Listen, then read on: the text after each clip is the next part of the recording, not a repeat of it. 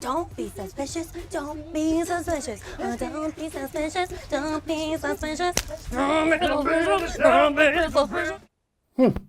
How odd. If only this man had consistently shown us who he is for the past 4 years. Anyway, welcome back to the DeFranco Show. It is Thursday, February 18th, 2021, and let's jump into the news of the day. And for today's show, I figured, because the news is inherently negative, even if it's a negative story, I'm going to try and introduce it as a positive story. Starting with the fantastic and very exciting news if you're someone that is not a fan of life, the US life expectancy has gone down, with the New York Times reporting that it is the largest single-year drop since World War II, with life expectancy falling by about a year, which brings us back to around 2006 expectancy. And even better news is that the life expectancy for men here is 75.1 years, women it's 80.5 years. So for men, that's great news. That's 5.4 years of not having to hear blah, blah, blah, equal pay, equal right. And instead just peace and quiet. I might get canceled for this show. Let's continue. Next up, we have fantastic news for me because I didn't know who I was going to put in the thumbnail today, but we had Rihanna facing backlash. And this because she recently posted a photo where she was posing topless while wearing a pendant necklace of Hindu god Ganesha, with the post seeming to cause even more outrage because it came less than a week after a model posed in front of a Hindu temple wearing lingerie from Rihanna's brand. Though there, we saw the model apologize, saying the shoot was her own, not the company's. So you did have some outlets saying that the photos were shared and later removed from the brand's main social media accounts, with the main issue for people seeming to be this is kind of more and more of using a religion as an aesthetic. There's people finding that disrespectful and offensive, and a number of people saying that Rihanna and her brand are kind of repeat offenders of doing this. Right, she had previously had that controversy with the Muslim community that we covered. Then actually, I'm going to abandon the whole framing stories as a positive thing, because not even because I'm going to offend people. I think there's like a 3% chance that hell actually exists, so I'm trying to avoid.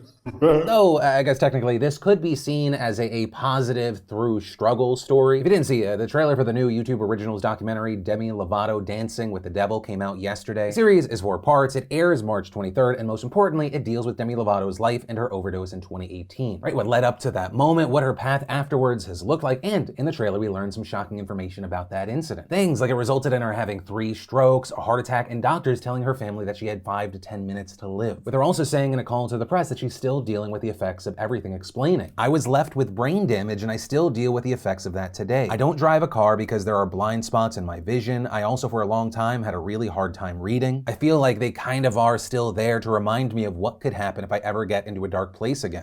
With this, it's hard to talk about this like it's just in this bubble. We've seen a number of stories where we kind of look back to the way the celebrities have been viewed, how they've been treated. This in large part, I think, led by that new Britney Spears documentary that we talked about. So it's been leading to more discussions about mental health, the way that we treat it, both individually and as a society. And looking at Demi in this documentary, it appears that this is going to be something covered there as well. So I know that I said I was abandoning it because I was kind of going for comical effect earlier, but I think this is actually a very positive story. It is something that comes from pain and struggle, but the key thing here is that a story is being shared, something that is cautionary and hopefully educational. Also, kind of easy transition here regarding celebrities and audiences. We got the interesting business news that Cameo has been proven to be both a successful business on its own and a platform for creators to generate revenue. And if you're unfamiliar, Cameo is this site where you can buy personalized shout-out videos from actors, musicians, athletes, YouTubers, and more. And reportedly in a new interview with Variety, the co-founder and CEO of the company said that in 2020, the company made a gross revenue of $100 million, with 75% of that money going to the pockets of talent. Which, those are impressive numbers on their own, but it also highlights significant growth, being 4.5 times higher than the year prior. As far as the top seller on the app, it may be surprising to you, it's Brian Baumgartner, the guy who played Kevin on The Office, with reports saying that at the end of last year, just from this app, he made $1 million.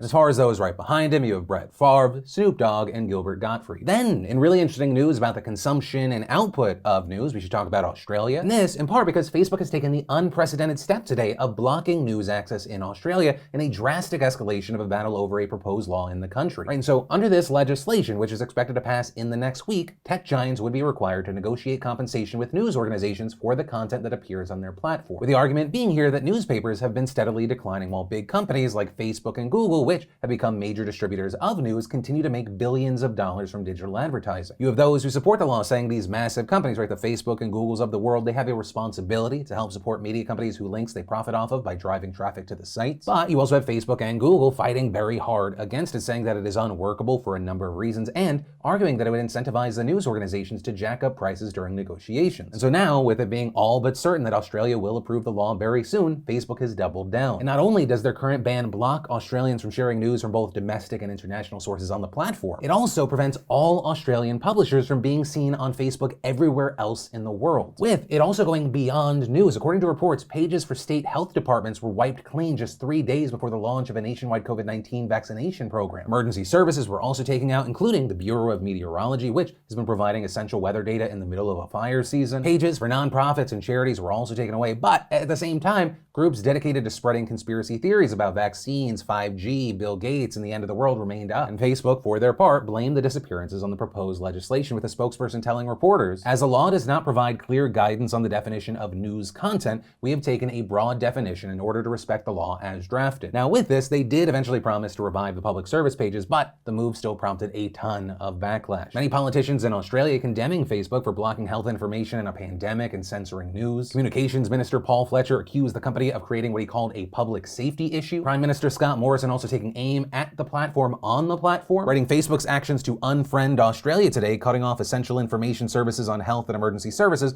were as arrogant as they were disappointing. These actions will only confirm the concerns that an increasing number of countries are expressing about the behavior of big tech companies who think they are bigger than governments and that the rules should not apply to them. With him adding that the government would not back down and urging Facebook to be more like Google, work constructively with them. Right? Because you have Google essentially taking the opposite approach as Facebook. Google, who, yes, just a few weeks ago threatened to make their search engine unavailable in the country, started the day by announcing that they had made a 3-year agreement to pay Rupert Murdoch's News Corp for its content in Australia as well as the United States and the UK. And notably, this is just one of several multi-million-dollar deals that Google has recently struck with other Australian publishers, and the company has said that it will announce more partnerships soon. And while yes, you had many people praising Google for their approach here, you also had some media watchdog groups worry, saying these deals further the ability for large tech companies to make news organizations beholden to them, with others also specifically expressing concern about Google's deal with Murdoch, who notably has been lobbying the Australian government to push tech companies to pay news organizations for years now, and who the New York Times described as quite cozy with Australia's conservative government. But still, at the same time, you have people saying this is a net good for journalism and likely a model for other countries. And personally, I will say I'm torn on this situation, because while I do think that there needs to be more money in news, the money, in my opinion, doesn't need to be going to the massive, big organizations, right? The Murdochs of the world. Rather, something needs to be put into place that gets more money to local news, because local news is struggling right now. And that's troubling because that's where a lot of people who don't watch shows like mine can get their news. It's also where a lot of the stories that end up getting national attention start. But yeah, ultimately that is where we are with this situation right now. We're gonna have to wait and see what the government does, what the organizations do. And then let's take a second to pay some bills and thank the sponsor of today's show, Ritual. You know, sometimes when we're trying our best to eat healthy, we still may not be getting the key nutrients that we need from our diet alone, and that is where Ritual comes in. Personally, I started using Ritual's Essential for Men 18+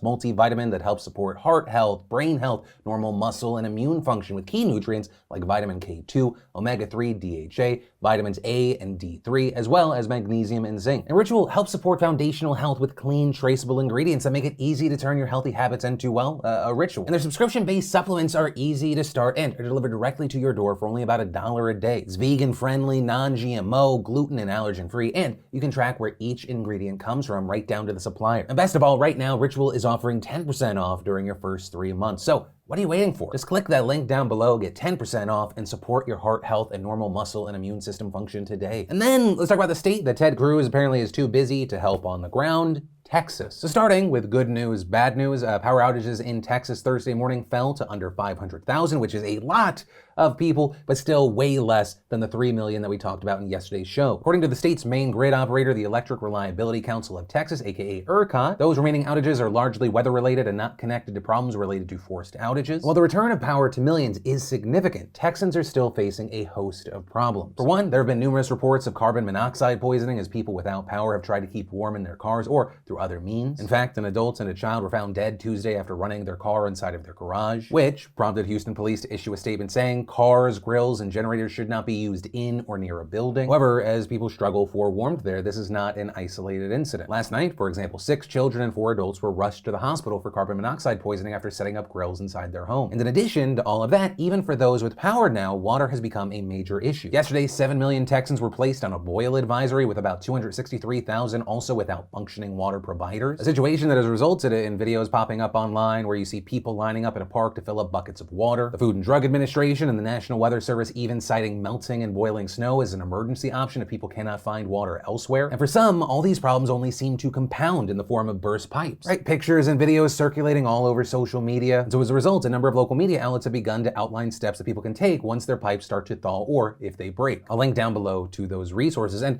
alongside the overwhelming amount of problems, there has also been a large aid response. Yesterday, a FEMA spokesperson said that the agency had sent 60 very large generators to help keep hospitals and other critical infrastructure open. FEMA also saying it sent millions of liters of water and tens of thousands of blankets. White House Press Secretary Jen Psaki adding that FEMA is preparing to move diesel into Texas to keep that backup power going. Reportedly, Governor Greg Abbott and President Joe Biden have also discussed the possibility of extra funding for people's electricity bills as well as for burst pipes. Right, because as we talked about when the first storm hit, electrical demand surged. Many Texans also have plans connected to the wholesale price of electricity. That in turn means that they're potentially set to be hit with astronomical bills. We also got the news that federal regulators have launched an investigation into this week's massive power outage, which is notable because these two agencies did pretty much the same thing back in 2011 when there was that other snowstorm in Texas. They offered advice on how to keep such an event from happening again in the future, but here we are. So because of that, key questions in this investigation will include what power plant operators did to protect equipment from the cold, as well as what ERCOT did to make sure that those plants were ready. And that last part is key because ERCOT is so incredibly important because it controls one of the main power grids in the United States. And of course, with Texas having its own grid, that makes the transfer of energy from these other grids very limited, right? Which means Texas is able to regulate its own grid in-house. It also means that it's largely out of reach of federal regulations. Regarding that specific angle of the story, we saw people like former Governor Rick Perry seeming to say, even with